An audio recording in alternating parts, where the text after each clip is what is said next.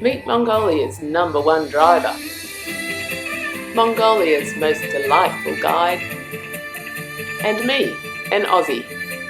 Come with us to share the extraordinary sights and unique experiences of Mongolia.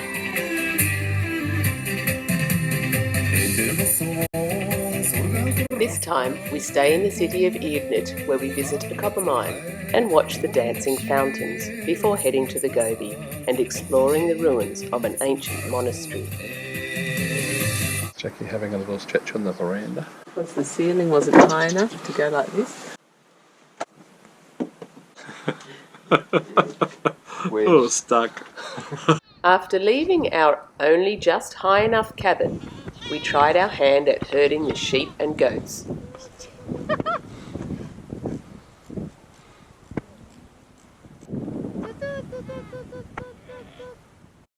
No luck there, so we hit the streets of Ep.9 to get a taste of city life.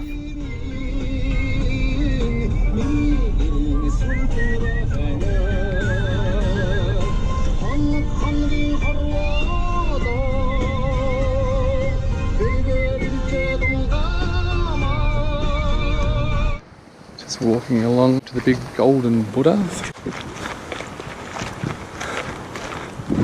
And there, on the hill, is a golden Buddha. Big Otto is taking us into the Badlands. We are actually looking for the entrance to the golden Buddha. You wouldn't think it was on the hill behind these buildings, but it is. Look through there. Ta-da! The wall.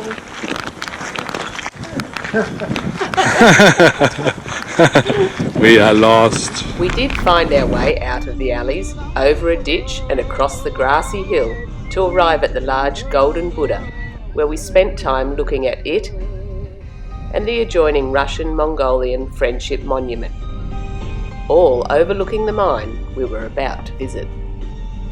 On our way into Ep.9, we had passed a large mine. Michael asked Ulsi if we could visit the mine, but apparently bookings had to be made 3 days in advance. However, not only is Ulsi the most delightful guide, she is also the most resourceful and persistent. After speaking to the gatekeeper and making a few phone calls, she had organised a tour for 5 p.m. that day. Ulsi, you are amazing. In 1978, an agreement between the Mongolian government and the former Soviet Union established the Ep.9 Mining Corporation. Currently, the mine processes 26 million tonnes of ore each year to produce 530,000 tonnes of copper, making it the 4th largest copper mine in the world. Staying in the city, we took the opportunity to search out some nightlife and found this colourful fountain on our way to a nearby cafe-type bar, where we finished the night with drinks, music and dancing. Leaving the hotel next morning, it was nice to be back in the countryside. Lunchtime, we found ourselves in this little town.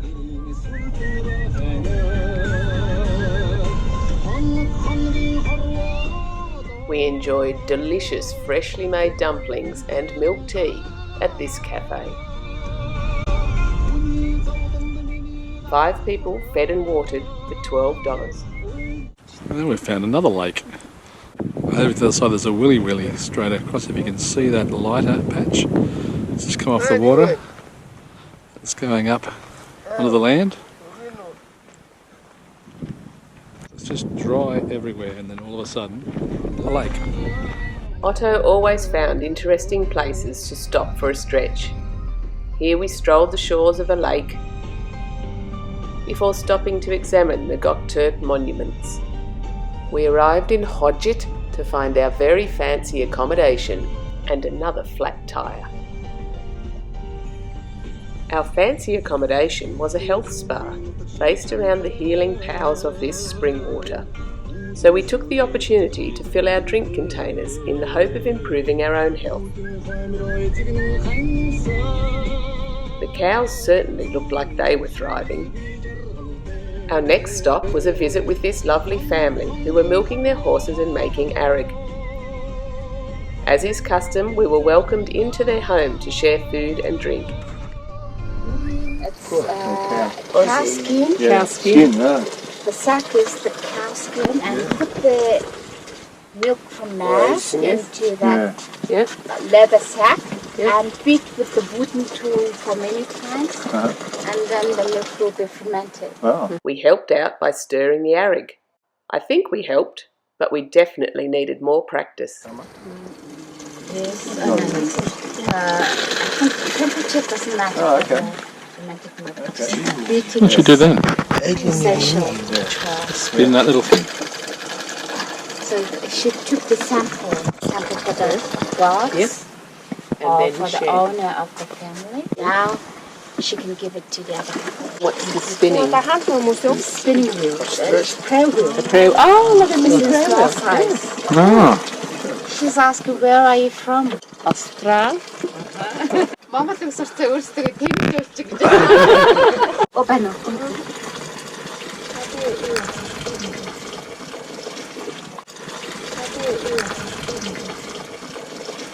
She will give you now bread, so you can put the butter on the bread. Oh, yeah.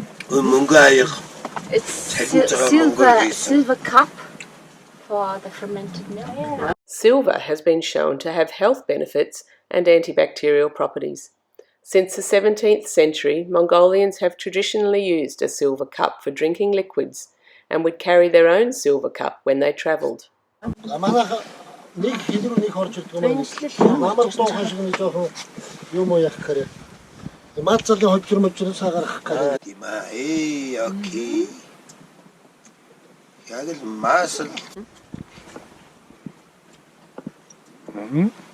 good. Oh, look at all that. Just going down for milking. This is where they live.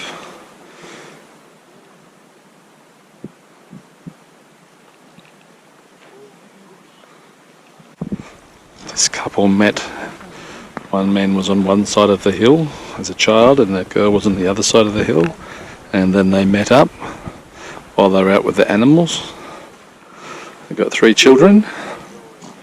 We've just had bread with a type of butter on it. We've had some yogurt. We've mixed their milk.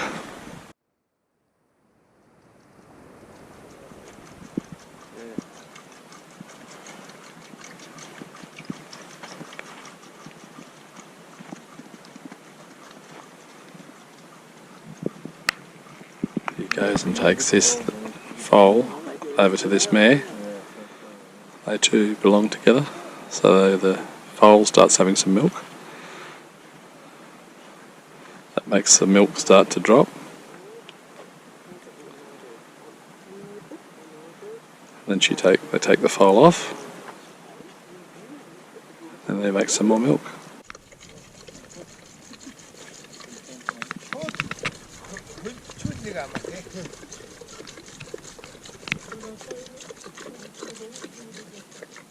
It's very fast at milking. When it was time to leave, we left a bit of Australia for their 3 children, and they presented us with a huge slab of fresh butter, which we ate over our next 4 picnic lunches in the Gobi. She's collecting dry dung. For the fire, yes. She says she's good at doing selfie. Doing selfie, yes. They say that food tastes better when it is made with joy and love. This visit certainly proved that. The food and drink was the best we tasted, and this couple were truly delightful. We could have stayed and enjoyed their hospitality all day, but all too soon we were back on the road again. There was a lot of driving time today, but we were kept entertained by the mesmerising landscape, Otto's music selection, and his infectiously cheerful whistling.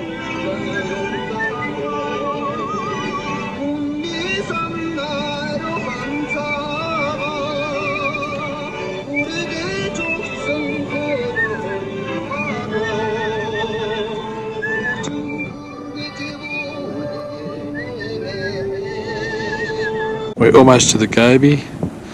This is a typical type of ute that or little truck they have. It's got the Gur loaded on the back, probably everything they own in that. This could be their car as well. Mum following along. Girls are over having a wee stop, having a chat now. There's the little tiny holes that the mice and squirrels come out of. Pretty good road, this bit.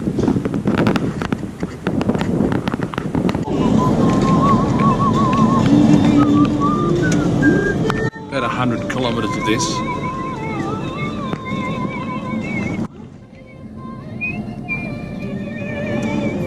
Doing about 80 kilometres an hour.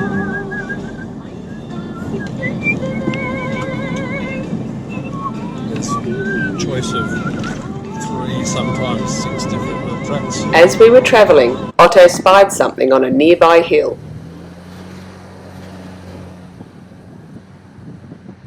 So we were off to investigate. Lots of vultures. Big birds.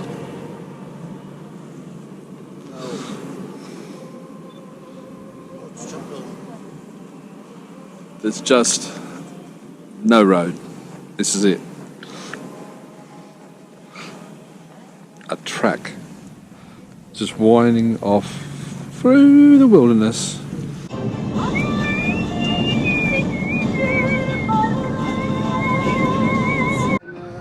Stopped for a look at the camels and had a camel picnic.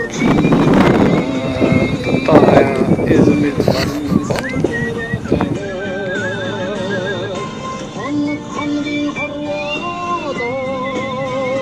Yep, another flat tyre. No spares left again. Hopefully we can get them repaired at our next stop. So time to all help with the tyre change before our picnic lunch.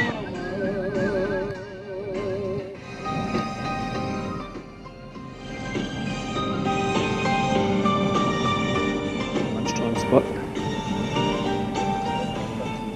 Flat tyre spot.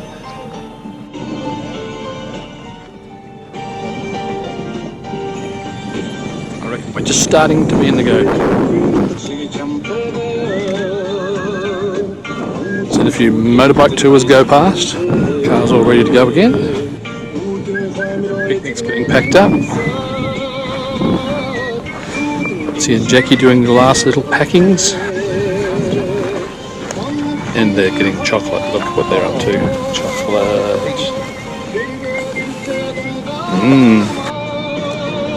On we drove, arriving at our gear camp next to Anghin Heed at around 4 p.m.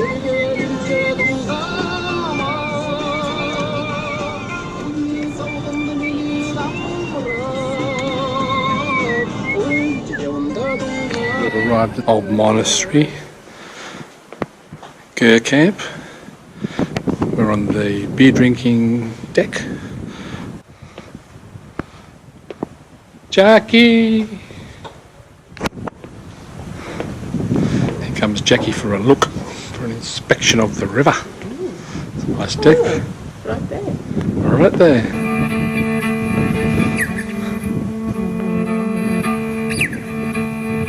While Otto got the tyres repaired, we had time to explore the monastery ruins. This is the entrance to the ancient monastery of Ankh. But you can just walk round, don't walk through. And I think we're coming up on some ruins. 5 p.m. in the Gobi. Nice and warm, just a pair of shorts. 1780 to 1810, and there were around 28 temples and religious schools, and the temples had around 1,000 monks. Wow. It was like the other temples. During the religious period, they were destroyed. There's a well here. Just pulled this up, this rope up, and there's water in it. And dirt back there.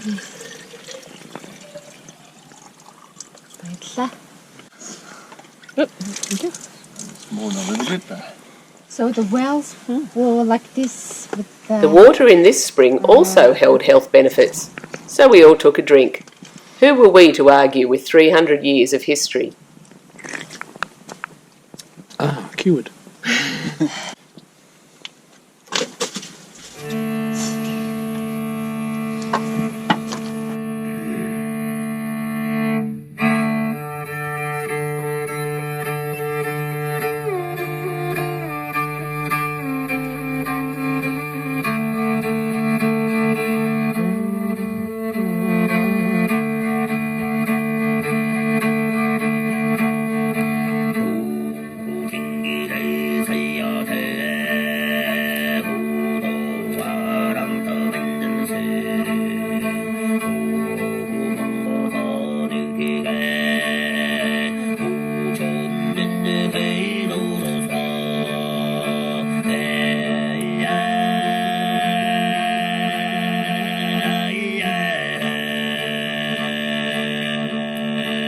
Happy hour.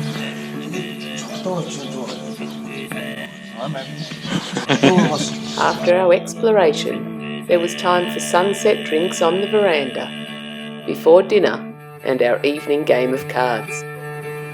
Sunrise at our go camp in Gobi, the first night. Woken up to nice showers.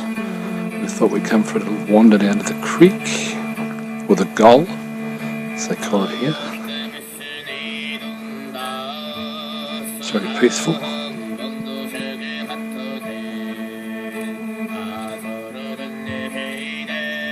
The sun hasn't quite made it onto this little river yet.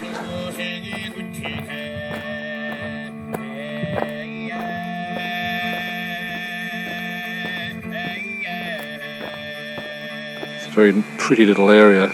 You wouldn't believe there's this many hills just outside the Gobi.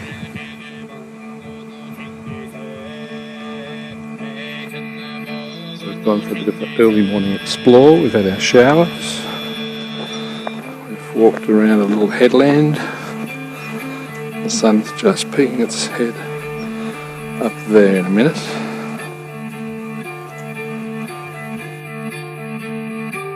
Join us next time as we come to the end of our trip, but not before exploring some more amazing landscapes and again drinking arrig with the locals.